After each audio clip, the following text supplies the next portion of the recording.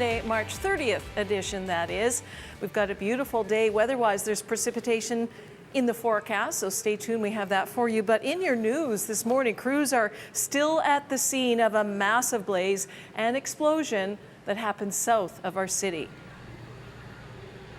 This was last night, just before 7, on a property along 50th Street north of Beaumont.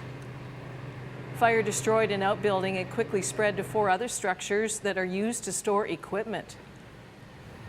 Several propane tanks exploded and firefighters had to haul in water from Beaumont because there were no nearby hydrants. They were also battling strong winds and had to wade through mud.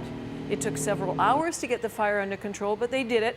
Crews from our city, Leduc, and the international airport responded. No damage to the main home and no reports of injuries. An horrific fire east of Calgary has left 3 people from the Siksika First Nation dead. Our CMP discovered 2 men, both 28 years old and a 25-year-old woman, inside a 2-bedroom home that did not have a working smoke alarm. Investigators have not released the names of the victims, but have told us they died from smoke inhalation. As family members mourn the loss of the community's fire chief, reminding everybody to make sure they have a working smoke alarm. Chances are we'll probably pick that program up again, and I'm hoping that, tragic as it is, people, like I say, test their smoke alarms. Fire Chief Littlechild has sent away the electrical panel to see if that contributed to the cause of the fire. An Edmonton lawyer is off to court this morning. He wants to stop the PC government from holding a spring election. Thomas Engel gets his day in court to argue that an early election would be illegal. There is much speculation that Premier Prentice will ask Albertans to go to the polls in late April. Engel says this is against legislation which dictates a fixed date for an election. Defector Danielle Smith's constituents have spoken and voted her out. The MLA lost the PC nomination race in her riding of Highwood on Saturday. Okotoks Town Councillor Carrie Fisher was elected. Smith angered constituents in December when she and 8 other Wild Rose members crossed the floor to join the PC party. Well, during her brief concession speech, Smith said she would support Fisher's campaign and added she did not regret crossing the floor.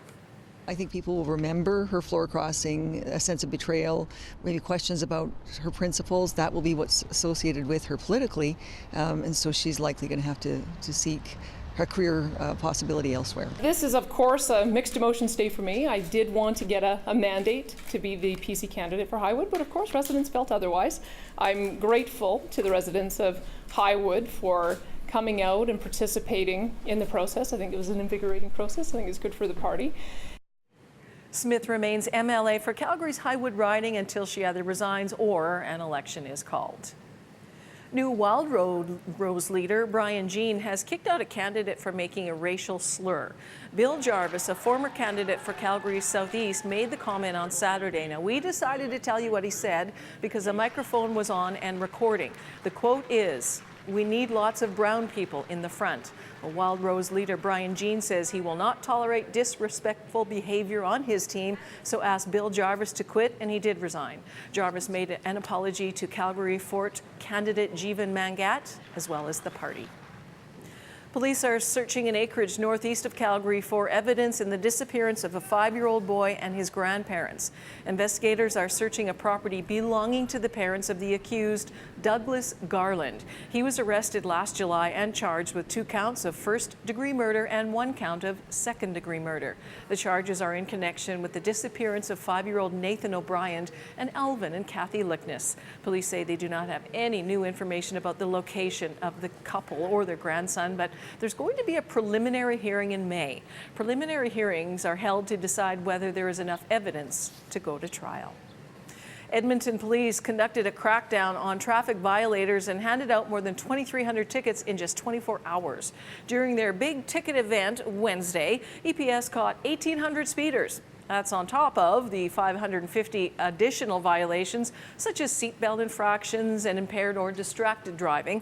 In one case, police smelled drugs in a car, so officers confiscated 2 ounces of marijuana wax. 2 18-year-olds in the car were charged with possession for the purpose of trafficking and stolen property under $5,000. Two former Future Shop stores in Edmonton will be converted to Best Buys this week after the chain announced Canada-wide closures over the weekend. 3 Edmonton Future Shop locations, though, have closed. They're part of 66 stores across the country that are also closed, but 65 others will be rebranded as Best Buy. In Edmonton, the downtown and northeast locations will reopen under their new brand on the 4th of April. The shutdowns are resulting in job losses of 500 full-time and 1,000 part-time. It's an old-fashioned pastime and is making a comeback in Edmonton, right in the middle of it. Organizers say the Games on Board Festival, or it's been given a nickname, Gobfest, is getting more popular every year. This, in fact, was the 3rd annual event, and there were dozens of games. Best part, no qualifying rounds, and you don't have to be an expert to play. The festival is open to everybody from the beginner all the way up to the advanced. Well, yesterday we had a great Bandu tournament, which is a block stacking game, kind of like the opposite of Jenga, only things do still fall down. We've also had Settlers of Catan tournaments, Ticket to Ride tournaments, Terror in Meeple City, which is a Monsters Destroy the City type fun game. So there's a lot of different kinds of games that are being played. Toronto and Halifax also have cafes or bars dedicated to board games. And a reminder for you, if you want to take part, April 11th is also known as International Tabletop Day. I didn't see any Scrabble games.